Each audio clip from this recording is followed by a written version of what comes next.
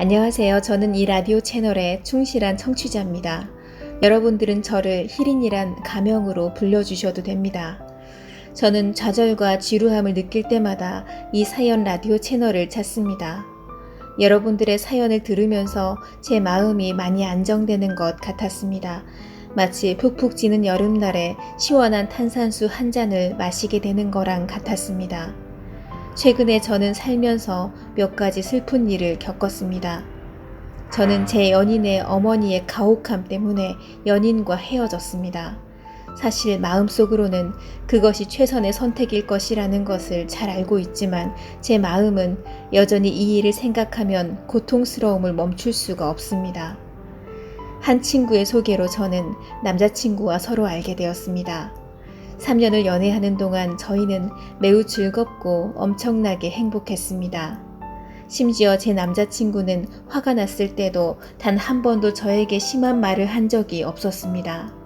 진심으로 저는 그의 아내가 될 수 있는 나를 생각하며 기대심도 컸습니다.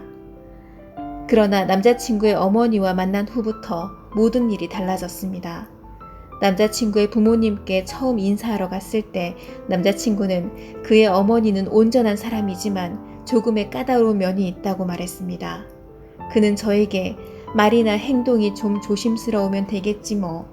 우리 희린이 착하고 예뻐서 분명 우리 어머니가 좋아하겠지라고 조언했습니다. 예전에 저는 어려운 시어머니들에 대한 이야기를 너무 많이 들어서 시어머니가 제게 집착하지는 않을까 하는 걱정이 들었습니다. 하지만 남자친구가 해준 말들 덕분에 자신감을 더 갖게 되었습니다. 남친의 어머니의 성격을 미리 알고 있었기 때문에 옷과 화장을 고르는데 굉장히 조심스러웠습니다. 저는 제 몸짓을 100번씩 연습했지만 일은 뜻대로 되지 않았습니다. 어머니를 뵙는 날에 회사에서 갑자기 일이 생겨서 저는 늦게 퇴근하게 되었습니다. 계획대로라면 남자친구의 어머님과 함께 요리했어야 하는데 그러지 못했습니다. 그랬던 탓인지 남자친구의 어머니는 제 첫인상을 좋지 않게 보셨습니다. 저는 그날 남자친구의 어머니가 냉소적인 미소와 비난으로 집 앞에 서서 저를 맞이했던 것을 아직도 생생히 기억합니다. 우리 희리는 정말 바쁘네. 온 가족이 너만 기다리고 있었어. 솔직히 남자친구의 아버지와 여동생은 저를 매우 환영했지만 어머니의 말은 정말 저를 기쁘게 할 수 없었습니다. 두 번째로 만났을 때 이전의 인상을 바꾸기 위해 저는 일부러 일을 하루 쉬고 남자친구 집에 일찍 갔습니다. 저는 모든 일을 거침없이 혼자서 다 했습니다.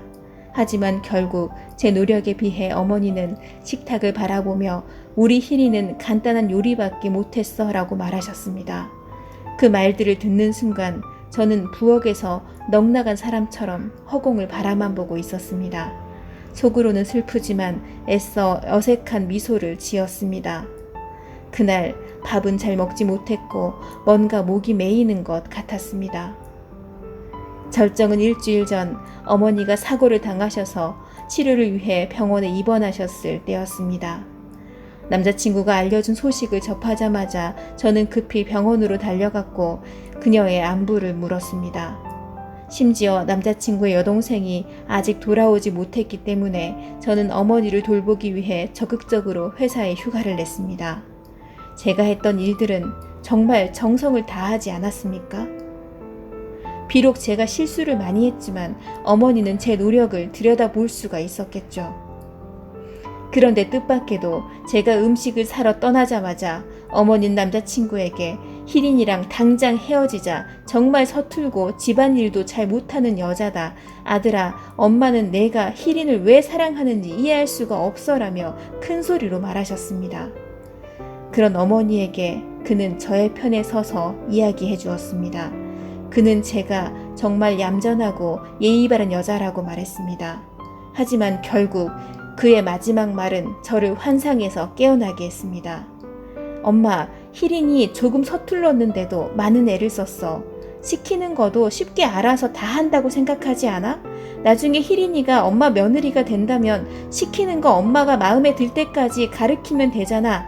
그가 한 말은 이게 다였습니다. 저는 곧바로 그 둘이 있는 곳에 들어갔고 남자친구에게 바로 헤어지자고 말했습니다. 쫓아와서 제 팔을 붙잡은 그는 매우 황당해 보였습니다. 남자친구는 자신이 나쁜 뜻은 전혀 없었다고 설명하며 용서해달라고 애원했습니다. 그러나 저는 그 사과를 단호하게 거절했습니다. 저는 저를 정말로 소중히 여기지 않는 사람들이 있는 집에서 살아야 하는 것은 원하지 않았습니다. 그 후로도 며칠이 지났지만 저는 아직도 전 남자친구를 못 잊었습니다. 저는 미련하지 않지만 저의 감정은 미련했습니다. 저는 속으로 속마음을 털어놓을 필요가 있다고 느꼈고 그래서 라디오 채널로 편지를 보냈습니다. 저와 같은 상황에 놓여져 있을 여자들이 많이 있을 것이고 더더욱 공감할 수 있을 것이라고 생각했습니다. 제 사연을 들어주셔서 감사합니다.